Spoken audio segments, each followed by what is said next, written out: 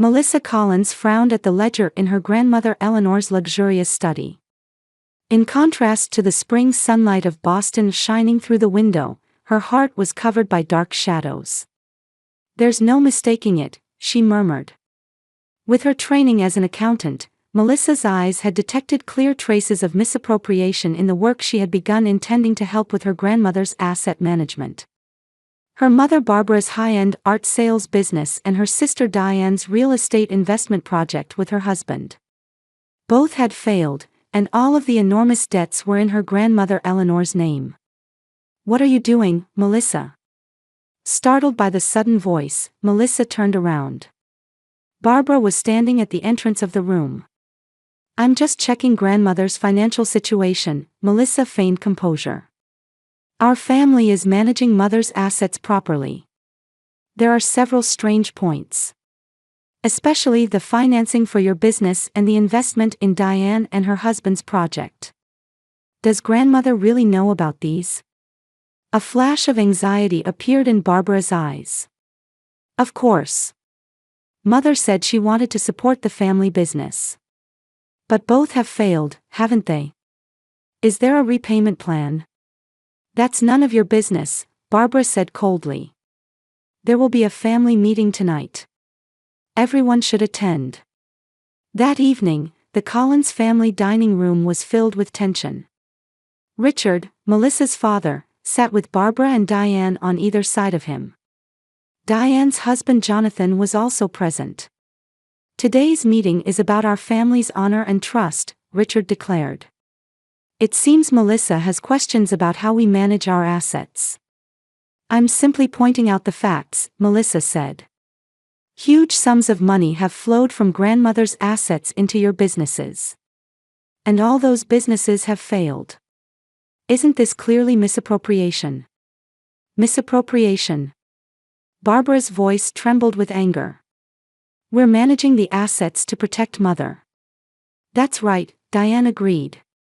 "Grandmother wishes for the family's prosperity by supporting our businesses.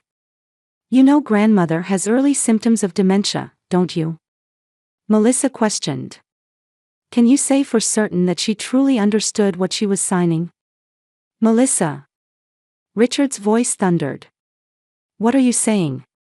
"The evidence indicates so." Melissa pulled out the documents she had prepared. "Especially the signatures from last year are clearly different from previous ones. Did someone forge them? What are you planning?" Diane's face reddened. "Do you want to keep grandmother's inheritance all to yourself?" "No. I just want to protect grandmother. We love and respect mother." Barbara stood up.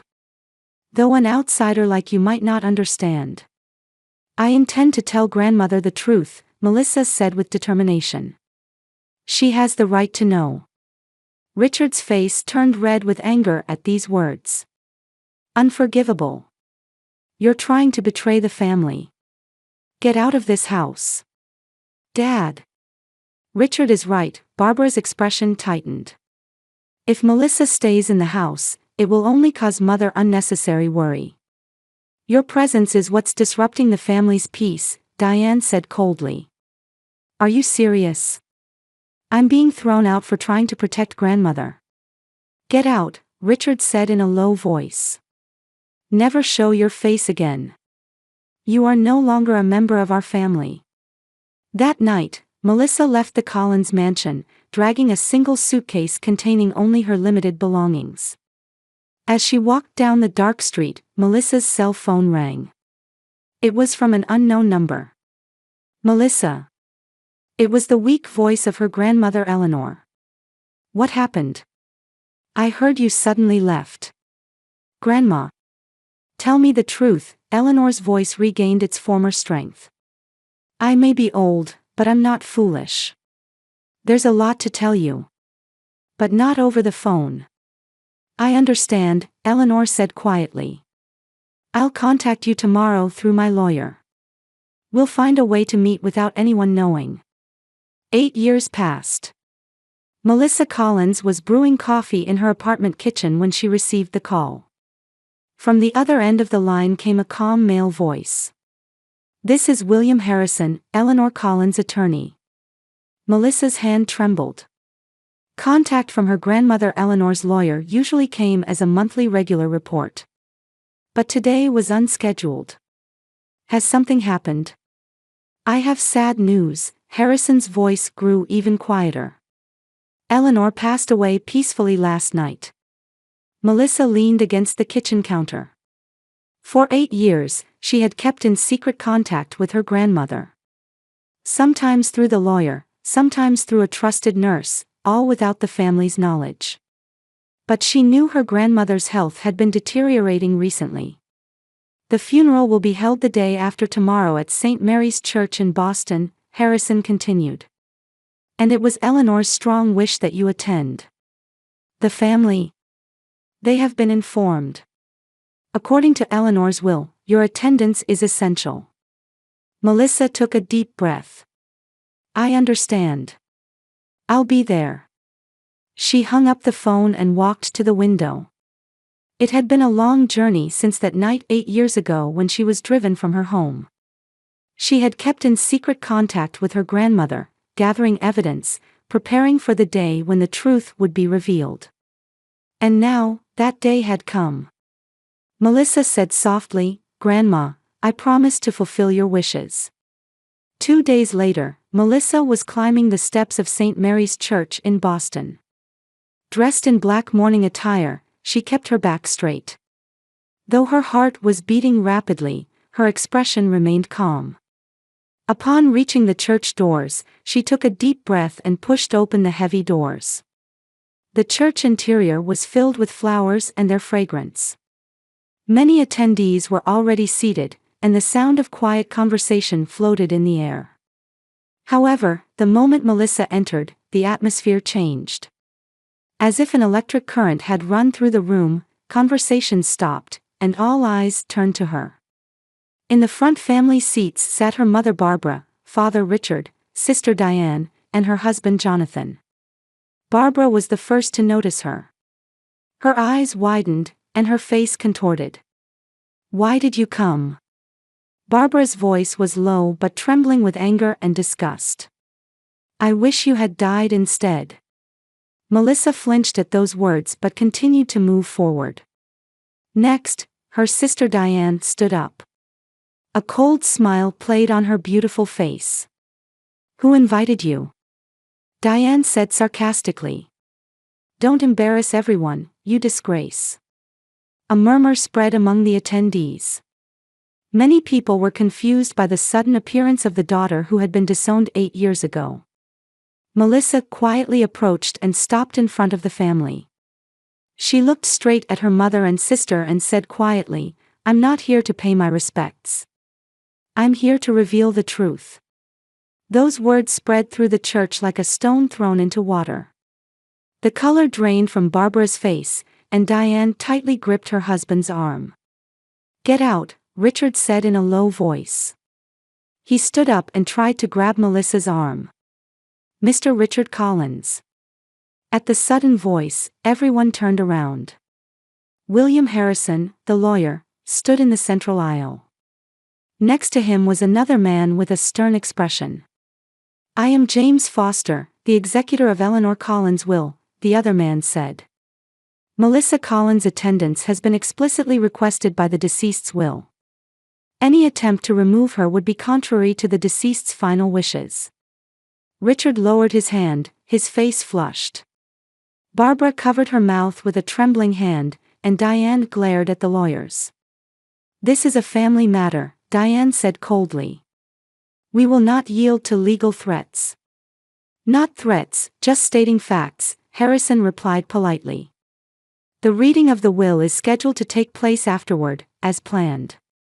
And Melissa's presence is essential. The funeral began amidst tense silence. Melissa sat in a seat away from the family. She sent her gaze to her grandmother's coffin and spoke to her in her heart. I'm here, grandmother. As promised. Throughout the ceremony, Melissa occasionally looked toward the family. Barbara was visibly upset, wiping away tears multiple times. However, it wasn't clear whether this was from genuine sadness or from fear. Diane frequently exchanged whispers with her husband and occasionally glanced anxiously at Melissa. Only Richard maintained a stone-like expressionless face. As the funeral ended and attendees began to leave, Lawyer Harrison approached Melissa. "The reading of the will take place in a separate room. Just the Collins family and you." Melissa nodded. "I'm ready." As they moved to a small conference room on the side of the church, Barbara suddenly blocked Melissa's path. "What are you plotting?" Her voice was mixed with fear. "After 8 years without contact, you suddenly appear." "There was no contact because you drove me out," Melissa replied calmly. "But it was different with grandmother." Barbara's face turned pale. What do you mean?" "You'll know everything soon," Melissa said, passing by Barbara and entering the conference room. The small conference room had a heavy wooden table with chairs arranged around it. Through the windows, a cloudy sky was visible, making the room dim. Melissa sat in a chair near the entrance, while Harrison and the executor Foster positioned themselves at the end of the table. A few minutes later, Barbara, Richard, Diane, and Jonathan entered the room.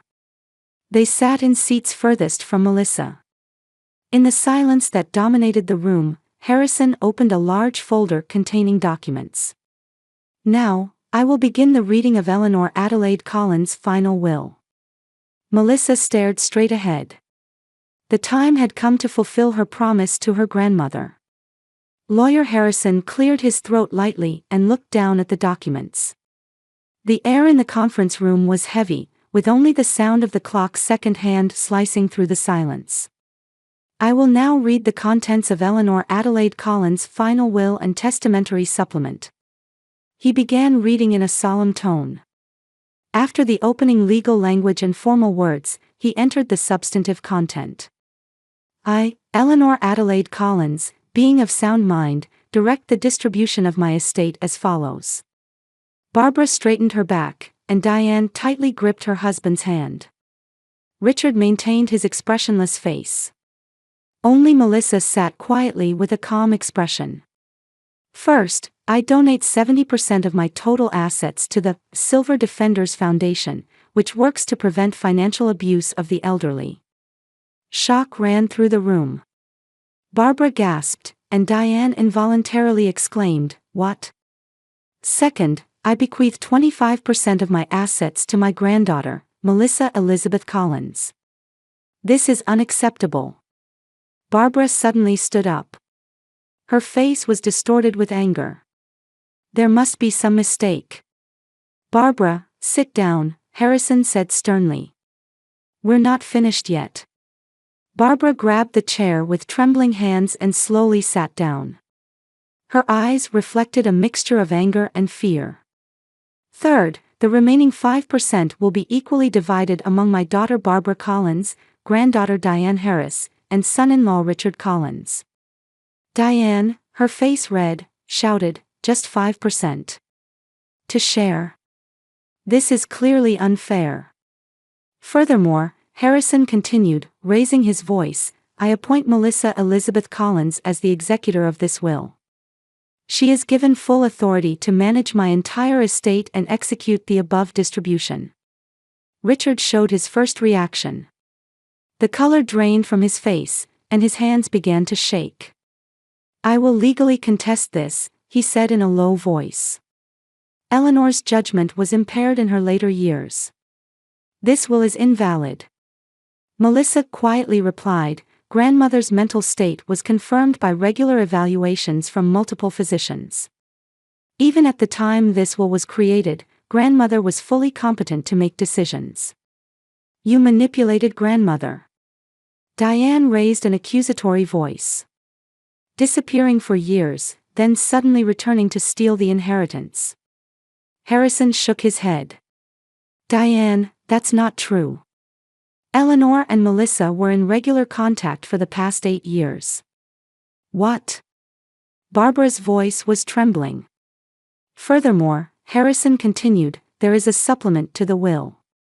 He took out another envelope. This was written by Eleanor 1 week before she passed away. Opening the envelope and taking out the paper, the lawyer paused slightly before beginning to read. To my beloved family. By the time this letter is read, I will no longer be in this world. However, I cannot leave without revealing the truth that has weighed heavily on my heart. Barbara and Diane exchanged glances, wearing anxious expressions. 8 years ago, my granddaughter Melissa discovered that the family was misappropriating my assets. She tried to tell me, but was prevented by the rest of the family and driven from the house. That's a lie, Barbara exclaimed. However, Melissa and I continued to communicate secretly. With her help, I gradually regained control of my property management and investigated the truth. Harrison continued. As a result, it was discovered that my daughter Barbara, granddaughter Diane, her husband Jonathan, and son-in-law Richard had fraudulently obtained loans in my name and misappropriated assets totaling over $2 million. This is slander. Richard slammed his fist on the table. I'll sue. You can sue, Executor Foster spoke for the first time. But Eleanor has left detailed records and evidence of all transactions. And they have already been submitted to the prosecuting authorities. The room fell into frozen silence. Barbara covered her face with both hands, and Diane tightly gripped Jonathan's arm. Harrison continued reading. For a long time, I had hoped that my family would acknowledge their mistakes and apologize honestly. But unfortunately, such an opportunity never came. I entrust Melissa with the responsibility of revealing the truth. She is the only family member who never betrayed my trust until the end. Barbara broke down in tears. Mother, why? Harrison folded the letter and placed it on the table. Tomorrow at 10 a.m., a detailed disclosure of evidence will take place at this office. The attendance of all concerned parties is required. The room was enveloped in heavy silence. Barbara, wiping her tears with a handkerchief, said in a trembling voice, Melissa, what did you whisper to grandmother? Why did you turn her against us? Melissa quietly stood up. I didn't whisper anything. I just helped grandmother know the truth. She paused for a moment, choosing her words carefully before continuing. For 8 years, grandmother and I kept in secret contact. During that time, grandmother came to know all the truth. Lies. Diane's voice trembled. Grandmother had dementia. You manipulated her. Eleanor's cognitive abilities were regularly tested by independent experts, Foster calmly explained. All records are available. Richard stood up and took a step toward Melissa. You have destroyed the family. His voice was low and had a dangerous resonance. That's what you all did yourselves. Melissa didn't flinch. You deceived grandmother and misappropriated her assets, didn't you? Jonathan spoke for the first time. Let's see this so-called evidence. There must be some misunderstanding. His tone pretended to be calm, but sweat had appeared on his forehead. Tomorrow, all evidence will be presented, Harrison said as he returned the documents to the folder. And they have already been submitted to the judicial authorities.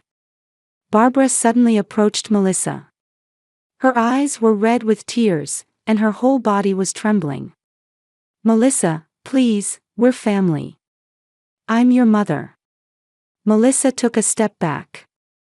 8 years ago, you drove me out of the family. At that time, I wasn't family to you.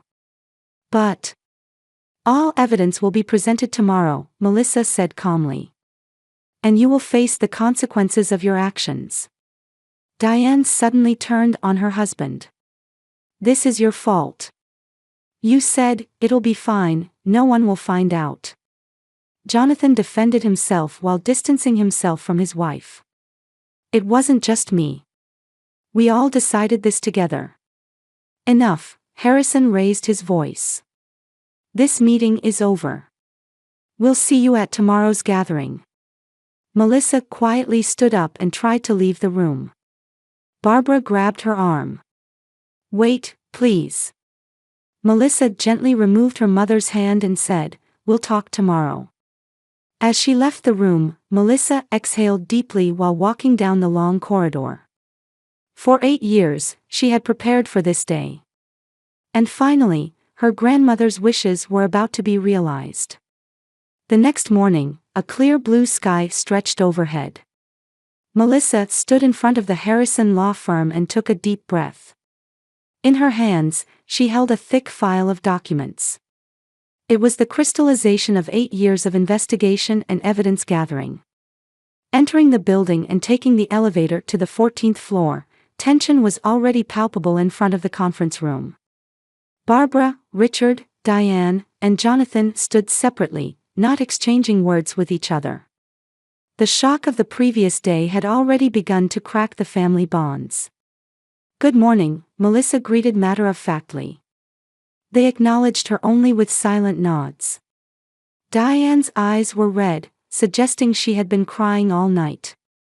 Barbara seemed more composed than the day before, but her hands trembled slightly. Richard looked tired, but there was a hint of resignation on his face. In contrast, Jonathan wore a confident smile. "We've been waiting for you." Harrison opened the conference room door and invited them in. In the conference room, chairs were arranged along a large table, and a large screen was installed on the wall. Next to Executor Foster sat a woman Melissa was meeting for the first time. "This is Prosecutor Jennifer Morris," Foster introduced the woman. "She is attending as the prosecutor in charge of this case." The color drained from Barbara's face. "Prosecutor." Given the nature of the evidence, it was determined that attendance from a legal perspective was necessary, Harrison explained in a matter-of-fact manner. After everyone was seated, Melissa opened the file and stood in front of the screen. "Before we begin, I have one question," she looked around at the family. "This is your opportunity to speak honestly. Do you admit to misappropriating grandmother's assets?" Silence continued. Barbara stared at the floor. Richard remained expressionless with his arms folded. Diane bit her lip. "A ridiculous question," Jonathan suddenly spoke up. "We did nothing wrong. Eleanor was fully aware of everything." Melissa nodded. "I understand. Then I will show the facts." She displayed the first slide on the screen. It showed records of transactions with dates and amounts. These are a series of loans made in grandmother's name from 2015 to 2017. A total of $870,000 flowed into Barbara's art gallery business. Barbara looked up. "Mother wanted to support my business." "Then please explain this email." Melissa displayed the next slide. It showed an email from Barbara to Richard. "I was able to successfully forge Mother's signature. The bank didn't suspect anything. This is an email you sent in June 2015. Barbara gasped. "I never sent such an email." "All emails were recovered from grandmother's computer system," Melissa calmly explained. "It seems you also had access to grandmother's computer." Next, Melissa turned to Diane and Jonathan. "From 2016 to 2018, you obtained loans of $1.15 million in grandmother's name and invested in Southern real estate development. That was a legitimate investment," Jonathan insisted. "What about this, then?" Melissa displayed the next slide. "After the project failed, you withdrew an additional $480,000 from grandmother's account and transferred it to a personal overseas account." Diane's face turned pale. "That was, And most shocking is this," Melissa said quietly. The next slide displayed medical records. 3 months before grandmother was diagnosed with dementia, you already knew about her declining cognitive abilities. And you continued to exploit that to misappropriate assets. Lies. Richard stood up. "We cherished her." "Then listen to this recording." Melissa pressed a button. Richard's voice resonated in the room. "Eleanor doesn't remember anything anymore. It's easy to get her to sign documents. Our plan is perfect. Richard collapsed into his chair. How? After hearing my initial suspicions 8 years ago, grandmother installed recording devices in her room, Melissa explained. She was beginning to feel symptoms of dementia, but her judgment was still intact. Barbara began to cry. I loved Mother, just, my business wasn't doing well. And this is the final evidence. Melissa displayed the final slide. It showed a still image from a video message recorded by Eleanor in her own voice. Grandmother left a video recording of all the facts while her will and judgment were clear. Jonathan suddenly became aggressive. This evidence was illegally collected. It won't be recognized. Prosecutor Morris spoke for the first time. All this evidence was collected through legally recognized methods. Eleanor Collins had formally authorized all investigations concerning her property. The conference room was enveloped in heavy silence. Barbara continued to cry. Diane distanced herself from Jonathan and gave him an accusatory look. Richard appeared completely defeated. I'll explain the next steps, Prosecutor Morris continued. A formal investigation into fraud and embezzlement charges will begin. Everyone will be interviewed, and afterward, we'll decide whether to press charges. You mean prison? Diane's voice trembled. It depends on the weight of the evidence and your cooperative attitude, the prosecutor replied. Melissa said quietly, until the end, grandmother hoped that you would admit your wrongdoing and apologize honestly. If you had, she intended to refrain from legal measures. But it's too late now, isn't it? Barbara said, wiping her tears with a handkerchief. The legal consequences cannot be avoided. Melissa chose her words carefully.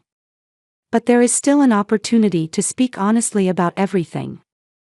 That was grandmother's wish. The atmosphere in the room changed. Barbara took a deep breath and began speaking in a trembling voice.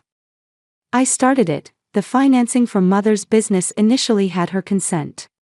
But when the business began to fail, I needed more money. She choked on her words. I couldn't tell Mother. I didn't want to disappoint her. Diane also confessed tearfully. Jonathan said, it'll be fine, no one will notice. At first, it was meant to be an investment, but soon. Stop. Jonathan interrupted his wife. Don't say anything. Not a word without a lawyer. It's over, Jonathan, Diane said quietly. We were wrong. Richard silently bowed his head. Melissa. He finally spoke. I regret driving you out that day. You were right. Melissa looked at her father. A complex mixture of emotions filled her heart. You betrayed grandmother. And me too, she said quietly. But grandmother loved you all until the end. Prosecutor Morris, taking notes, said, everyone, please report to the prosecutor's office at 9 a.m. tomorrow. We will record formal statements. The meeting ended. As Melissa gathered her documents, she felt Barbara approaching. Melissa. Barbara's voice was weak. Aren't we family anymore? Melissa looked at her mother. After a long silence, she answered, you need to reconsider what family means. She quietly left the room. Looking back in the hallway, there was no longer the strong family she once knew, only individuals left in pieces. Melissa thought that it wasn't the truth that tore them apart, but their own actions. A year passed. The former Eleanor Collins mansion in the Boston suburbs had been reborn as the Eleanor Collins Senior Support Center. Melissa stood on the spacious veranda, gazing at the garden trees that were beginning to show their fall colors. In her hand, she held the first annual report of the newly established Eleanor Collins Foundation. In this year, the foundation had launched programs to prevent financial abuse of the elderly and had already helped dozens of seniors. It's going better than I expected, grandmother, Melissa said softly to the sky. It had been a tumultuous year. Barbara and Diane were charged with fraud and embezzlement. Barbara, considering her age and health condition, received a suspended sentence.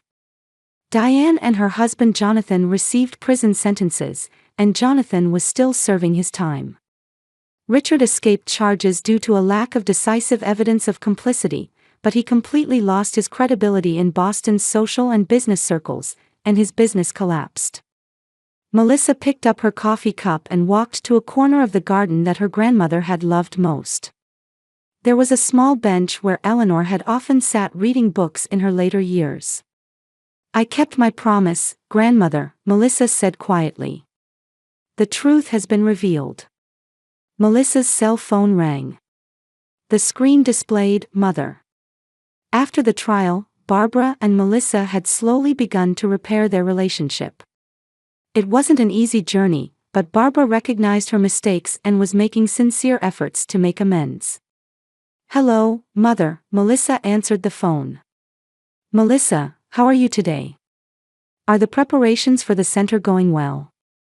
Barbara's voice had a gentleness and humility that wasn't there before. "Yes, we're making final adjustments for next week's opening. Is there anything I can help with?" After thinking for a moment, Melissa replied, "Actually, we need a few more volunteers for senior support. If you're interested." "Gladly," Barbara immediately replied. "I want to do what I can for Mother's sake too." After ending the call, Melissa gazed at the clouds in the sky. It would still take a long time to fully repair the damaged family bonds. But they had taken small steps. Melissa returned to the study and picked up a book placed on the desk.